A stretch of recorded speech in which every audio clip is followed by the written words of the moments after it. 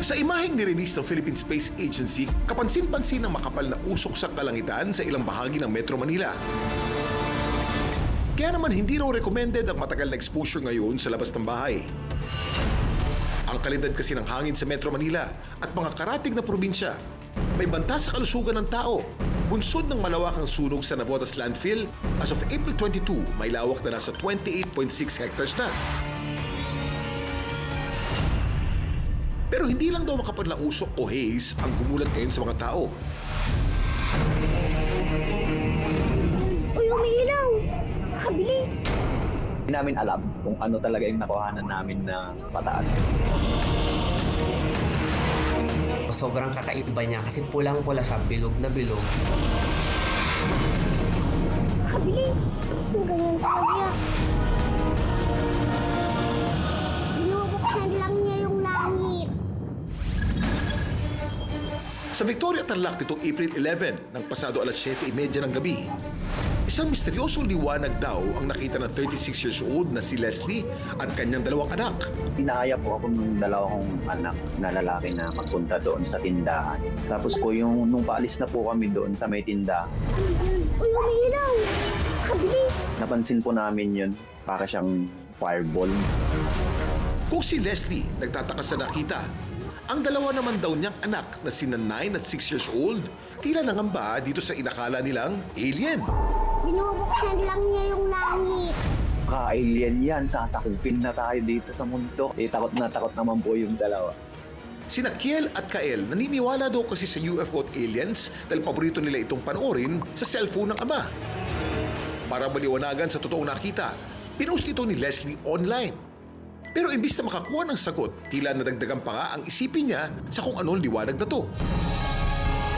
Sinasakop na nga ba tayo ng kung anong nilalang o kaguluhan?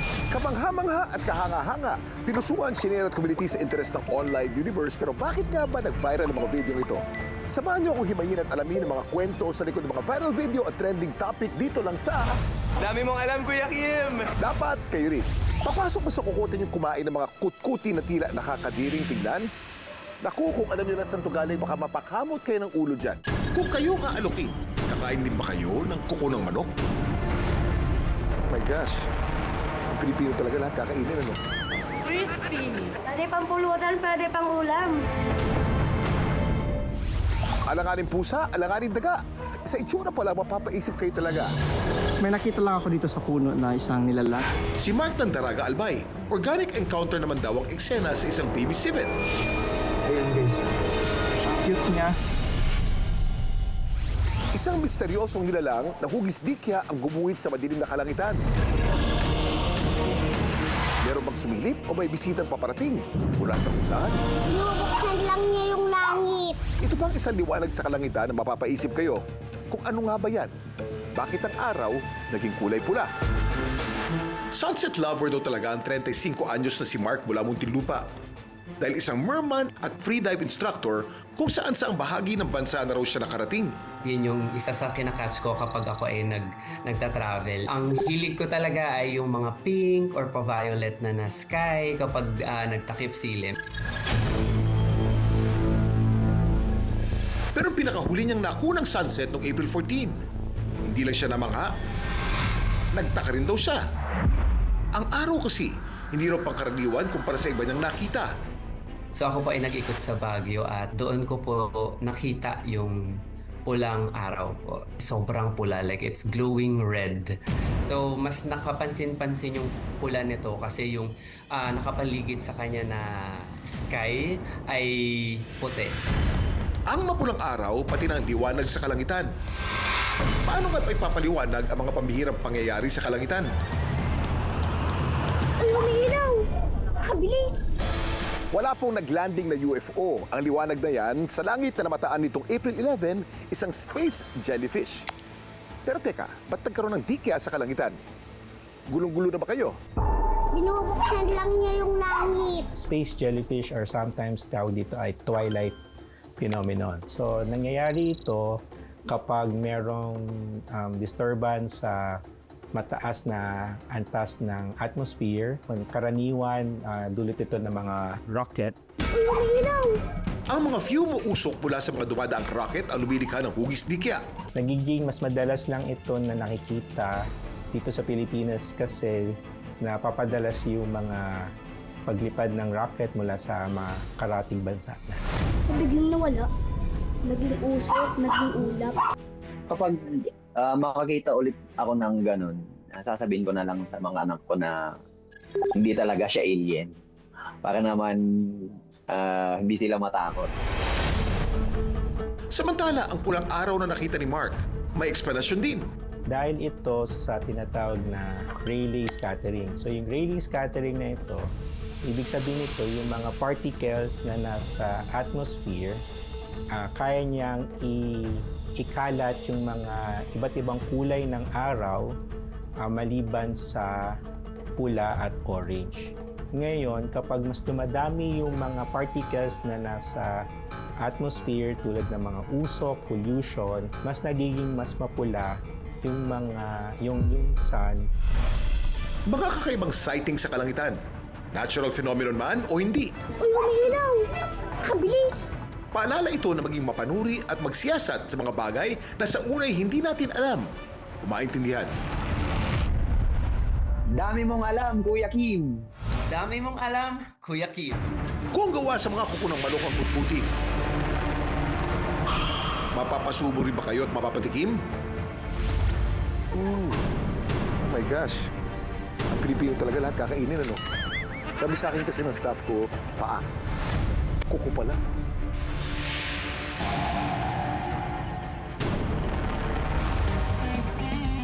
Nakapag Ilocos empanada at Dubai chewy cookie naman lahat? Ilan yan sa mga pagkain patok ngayon? Pero chicharong kuko ng manok? Ano? Tara! Libo-libong taon ang nakakalipas mula nang madiskubre ng mga tao ang pagkain sa paa ng manok.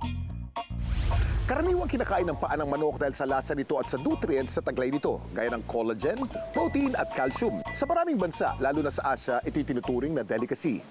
Pero kung ang mismong kuko lang ng manok ang kakainin, kakagat ba kayo?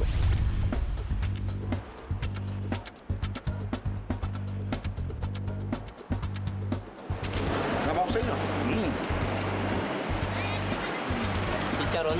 Chicharon. Chicharon, lahat ng chicharon. Chicharon. Alam niyo po ba kung ano po ito? Kuko ng manok.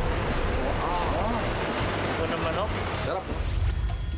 Dito sa Navotas City, nakilala namin ang foodie na si JR na may kakaibang trip. Kuko ng manok, tatapon mo? Wag, teka.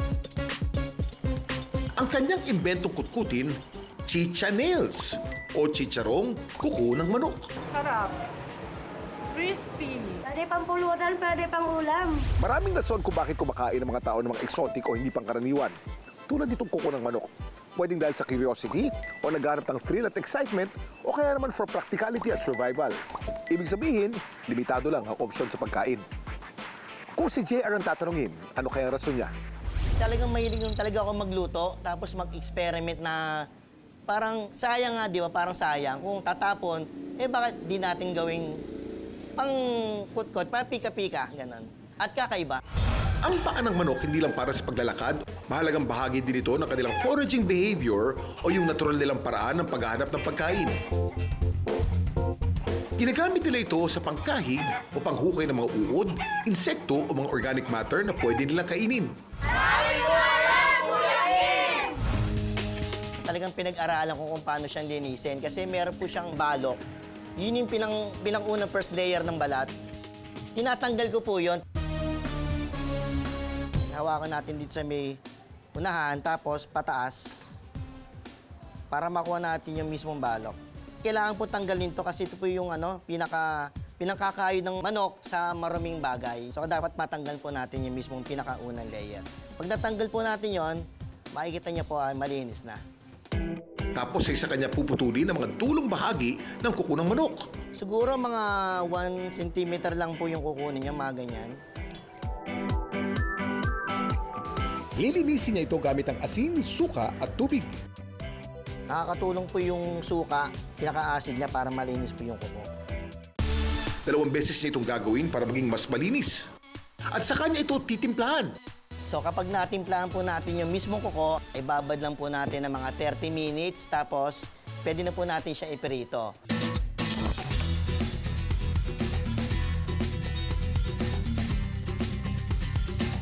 Para ma-achieve ang perfect crispiness o pagkalutong ng kanyang chichanails.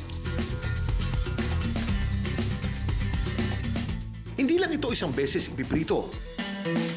Unang pirito. Palalamigin muna niya ito ng 1 hanggang 2 minuto. At saka isasalang ulit. Yung madidinig kayo parang pumuputok. Pagkatapos ng pangatlong prito, pwede nang imukbang ang kuko ng manok. Oh my gosh. Para sa sining.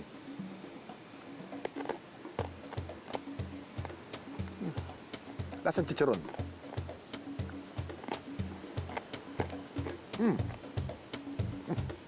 Huwag mo nang titignan.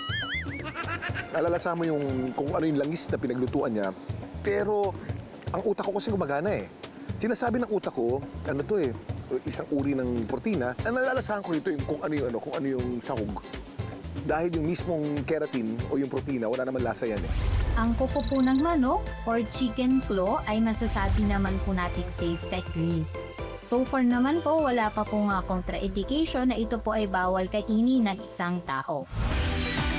Kung kayo nga alokin, kakain din ba kayo ng kuko ng manok? Dami mong alam, Kuya Kim! Isang baby raw ang natagpuan sa kakahuyan. Pero hindi raw tao, kundi musang. Ang cute niya. Anong nangyari sa cute baby na yan? Abangan!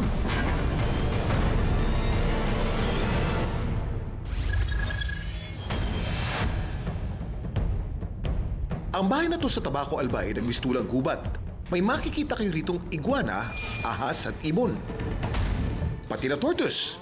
Kuya Kim 2.0 ba yan? Nice big daddy. Siyang exotic animal enthusiast na si Dan. Bango. Pero sa dami raw ng mga alaga ni Dan, ito ang nagbigay sa kanya ng maraming sugat at kalmot. Eto si Luna. Ang civet cat o musang. Kakaiba talaga ang pag-uugali. Kahit anong alaga mo sa kanila simula baby, lalabas at lalabas sa kanila ang wild instinct nila. Bago raw kasi mapaabo ang hayop na ito, mapapasubo kayo sa matutulis nitong ngipin at kuko. Tulad ng alagang musang ni Dan na si Luna. Matatalim ang kanilang kuko, kailangan nilang gamitin para makaakyat sila at makababa at ease. Yan, pagka tumalon sa atin at kumapit, naturally, babaon ang kuko. Kapag nalaman ng musang na tayo'y takot sa kanila, yun ang magiging habit nila, ang takutin tayo. Pero worth it daw ang mga peklat na iniwan ni Luna sa braso at kamay ni Dan dahil ngayon, maamo na to sa kanya. Fetch! Hook! Eto, nagtitricks pa nga. Alright! Kasama ko siya sa mga show o mga events. Si Luna po ay marunong mag-obstacle, mag-fetch and return, at mag-basketball. At hindi lang yun, kayang tumalon ni Luna kahit 10 feet kataas. Bang! Good girl, Luna! Ang mga civet cat is highly intellectual din, katulad ng ibang dogs and cats, no? Pero dahil wild animal pa rin si Luna, hindi raw ito basta-basta may sasalang para mag-tricks. Kailangan pa rin ng conditioning. Ganyan, sir, ang sibet pag may ibang tao. Ngayong araw nga, wala raw sa mood. One more. Up! Alam niyo bang mas challenging talaga turuan ng mga tulad ni Luna na palm civet kumpara sa ibang civet dahil sa kanilang nature? Itong mga hayop na ito, yung mga palm civets, are considered to be contra-preloader. Hindi nila mas prepare yung nilapag na pagkain. Mas nirepair nila to work for their food. O dahil napuri na, eto na, nasa mood na raw si Luna. Luna, up! Walk! Walk! Walk! Walk! Good! O sige, Luna, fetch and return, Luna. Fetch and return. Come, baby! Yun! Ayos! Hook, baby! One more hook! Yun! Jump! Come! 3 dekada na raw mula nang unang mag-alaga ng mga exotic animals si Dan. Dahil hindi raw gaanong mahigpit ang pagbili ng exotic animals noon. Madali siya nakabuo ng kanyang menagerie o koleksyon ng mga hayop. Ngayon, isa na siyang lehitimong wildlife farm permit holder. Sa Pilipinas, kailangan ng kaukulang permit para makapag-alaga ng wildlife. Nariyan ang Certificate of Wildlife Registration kung nais siya na mag-alaga o mangolekta ng mga hayop na ito para sa sarili mo. At may wildlife farm permit naman kung nais yung paramihin o i-breed at ibenta. Nakulog kang aram, Kuya Kim. kung si Dan may special bond sa kanyang musang na si Luna. May nakita lang ako dito sa puno na isang nilalang. Si Mark ng Daraga Albay, organic encounter naman daw ang eksena sa isang baby civet. Ayan guys. Ang cute niya. Laking gubat daw talaga si Mark. Kaya ang pagkahilig sa mga hayop sa wild naging paso na niya at nadala na niya hanggang sa pagtanda. Pinili ko po na i-content yung animals and pumasok na rin po ako dun sa zoo para po mas makilala ko po yung mga hayop. So nare-relocate po namin yung mga hayop sa natural habitat nila. Tulad ko, itong si Mark John may passion at hilig din sa mga hayop. Isa nga raw sa mga favorite hobby niya, herping. Isa itong outdoor activity kung saan naghahanap kayo ng mga reptile at amphibians sa kanilang natural habitat. Laking gulat nga raw ni Mark John nang minsan siyang mag-ikot sa wild. Isang hayop na may hawig sa pusa ang biglang lumabas sa isang puno. Doon ko po nakita yung baby civet cat na parang pumipilit na po siyang umakyat. Natuwa man sa kanyang nakita, pinili raw ni Mark na huwag itong kunin o hawakan sa halip ay kunan na lang ng video. Naamoy kasi ng wild animals ang amoy ng isang tao. Pag kumapit ang amoy nito sa kanyang anak, nagiging threat ito sa iba pa niya mga kasama sa wild at pwede niyang ma-abandon ang anak o kaya naman patayin. Takulong kang aram, Kuya Kim. Nang balikan ito ni Mark kinabukasan, wala na raw ang busang. Ano kaya ang dahilan? Usually, nasa-sense nila na merong potential danger doon sa paligid at nililipat nila yung baby nila. Paglilinaw din ng eksperto, ang civet cat ay hindi tunay na cat. Ang tawag doon, terms doon sa grupo ng mga hayop na katulad ng civet cat, Viveridae. Tinawag silang civet cat because yung mga functionality nila is para din sa pusa. Kung titingnan natin yung claws nila is merong matutulis na claws yan at semi-retractable.